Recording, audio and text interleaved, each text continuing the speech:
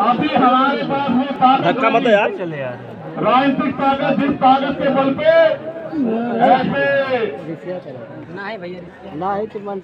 Car लोगों को हम लोग सभा से सबक सिखा सकते, लेकिन अभी हमारे पास हमारे संविधान के द्वारा जो अधिकारों की ताकत है और उस अधिकार को दिलाने के लिए किसी सरकार की जरूरत नहीं है। उस अधिकार को दिलाने के लिए हम और हमारा शरीर ही बहुत, हमारे समाज का जो ये ताकत आज यहाँ खड़ी है। मुझे दुख इस बात का हुआ कि जिनको अपना काम जिम्मेदारी से करना है उन्होंने नहीं किया, और मुझे कष्ट है इस बात का यहाँ के पुलिस अधिकारियों ने जो रोल उसने अदा किया कि उस परिवार को, उन बच्चों को, उनकी पत्नी को, उनके भाइयों को, उनकी मां को, राजकिशोर को आखिरी बार देखने भी नहीं दिया। मुझे इस बात का अफसोस रहेगा जिंदगी भर। ऐसा क्यों है कि पुलिस की लाठी, गुंडों की लाठी हमारी कमर पे ज्यादा तेजी से पड़ती है? ऐसा क्या है? आपने सुना आसपास कभी कि किसी की हत्या हुई है, उसके बच्चों को उसका कभी चेहरा भी न देखने को मिले? कभी सुना आपने? लेकिन ऐसा क्या है कि आपके साथ अन्याय होने पे भी न्याय नहीं होता? इसका एकमात्र कारण यह है कि इनको लगता है कि ये लोग कमजोर हैं, ये गाय भैंस बकरी हैं, ये जानवर से ज्यादा कमजोर है। मैं यहाँ के अधिकारियों से, जो सम्मानित अधिकारियों से कहना चाहता हूँ, कम से कम वर्दी की लाज रखो। ये वर्दी आपको किसी अपराधी, किसी गुंडे, किसी नेता की दया से नहीं मिली। ये वर्दी आपको आपकी मेहनत और भारतीय संविधान में जो अवसर की क्षमता मिली है उसकी वजह से मिली है कि आपका एक एक कदम कमजोरों की सुरक्षा में होना चाहिए। लेकिन जहां मुख्यमंत्री ये गोरखपुर उनका जिला है, जहां मुख्यमंत्री ये कहते हैं कि यूपी में 0 टॉलरेंस है, अपराध की कोई जगह नहीं, वही उनके जिले में सामंती ताकतवर लोग हमारे लोगों की हत्या भी करते हैं और दिन दहाड़े जो है सुबह आग खुलने से पहले आके पूरे गांव में हमारी माँ बहनों के साथ मारपीट करते हैं। ये अन्याय हम लोग नहीं सहने वाले, ये बताने के लिए मैं गोरखपुर मुख्यमंत्री जी, ये तो इनका जिला है। आप सोचो जब गोरखपुर में हमारे अन्य जिलों में क्या हाल हो रहा होगा। सिर्फ बातें करने से या पीठ थपथपाने से कानून व्यवस्था अच्छी नहीं होती है मुख्यमंत्री जी। अगर कानून व्यवस्था अच्छी करनी है तो जाति धर्म का चश्मा उतार के कानून के हिसाब से काम करने का काम करो, तब जाके कानून व्यवस्था अच्छी होगी। मगर अक्सर देखा गया है कि कानून व्यवस्था का ढोंग पीटने वाली सरकार इनके नेता आरोपियों का संरक्षण करते हैं, और यहाँ तक कि पुलिस भी मजबूरी में सरकार के नेताओं के इशारे पे, सब लोग तो नहीं है लेकिन बड़े पैमाने पर अपराधियों के पक्ष में खड़े रहते हैं। ये अन्याय हम लोग नहीं सहेंगे, ये बात आप लोगों को समझनी पड़ेगी।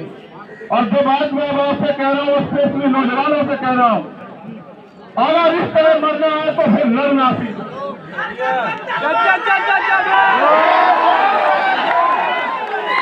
अगर हमें हमारी माँ भी 9 महीने वो दर्द सह पैदा करती है, हमें जो दूसरों की माँ दर्द सह करती है, उतनी तकलीफ उठाती है हमारी माँ भी। हमारी हत्या का अधिकार किसी को नहीं है, नहीं है।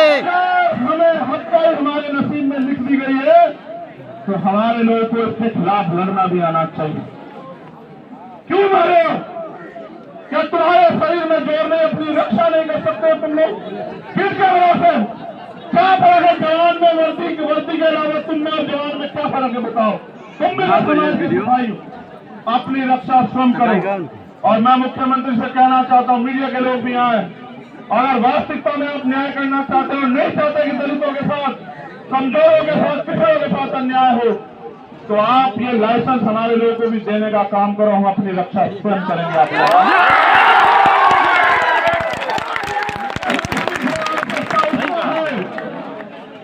किसको खतरा है? खतरा सामंतियों को नहीं है, खतरा सरकार के लोगों को नहीं है, खतरा यहाँ इस प्रदेश में और देश में मेरे लोगों को, उनकी हत्याएं हो रही है। हम अपने बच्चों को चाहे हाथों से, हम अपने हाथों में उनकी लाश को उठाते, हमें खतरा है। उनको छोड़ो, जब मेरे ऊपर गोली चलती है तो इनको बेचारे, इनकी क्या जिंदगी बची उत्तर प्रदेश में।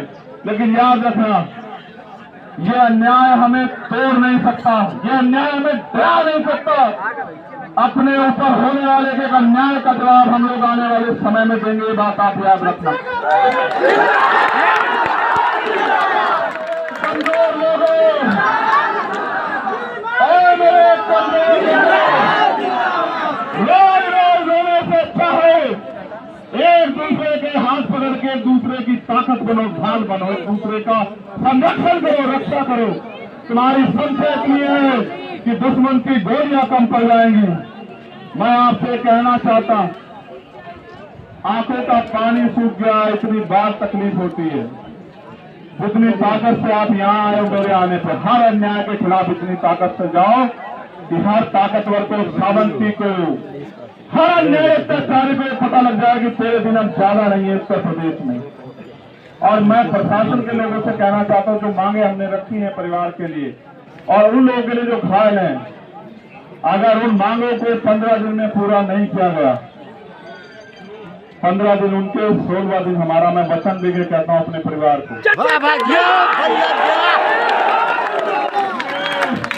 16वें दिन हमारी लीडरशिप यहाँ घोषणा करेगी और जो तारीख तय कर देगी, मैं आपसे भी कहूंगा आना। मैं वचन देके कहता हूं कि कोई अधिकारी गोरखपुर का कुर्सी पर नहीं बैठेगा जब तक हमारे परिवार को न्याय नहीं मिलेगा। से निकल सकता है, लेकिन जो जवान मैंने आपको दी वो कभी कमजोर नहीं पड़ सकती। मेरी बात को याद रखना। 15 दिन हम लोग इंतजार करेंगे, 16वें दिन हम अपनी लीडरशिप से जानकारी हासिल कर लेंगे। इसके बाद हम एक तिथि की घोषणा करेंगे और आपको भी, सबको अपना काम छोड़ के सारी मान सम्मान की लड़ाई लड़ने के लिए जिला अधिकारी कार्यालय पे मेरे साथ पहुंचना। आप लोग आओ, मिल जाएंगे।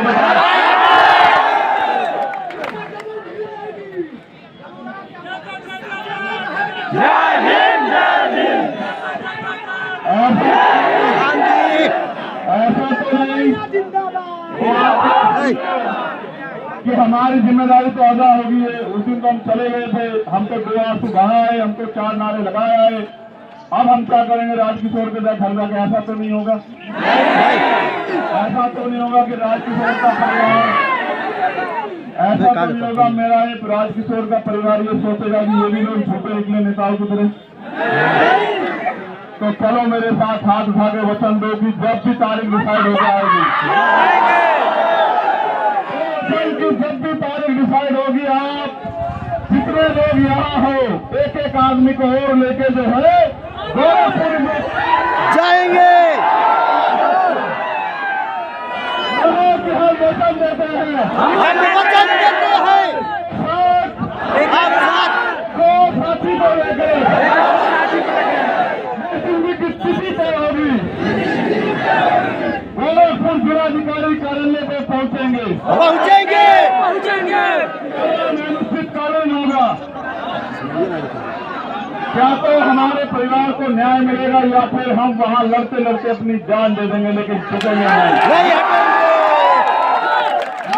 ये बात इसलिए भी समझा देना चाहता हूं, आप ये बात, अन्याय के खिलाफ आवाज न उठाना भी गुलामी है। बाबा साहब अम्बेडकर ने कहा, अन्याय करने वाले से अन्याय सहने वाला ज्यादा दोषी होता है। अगर हम अन्याय सहते रहे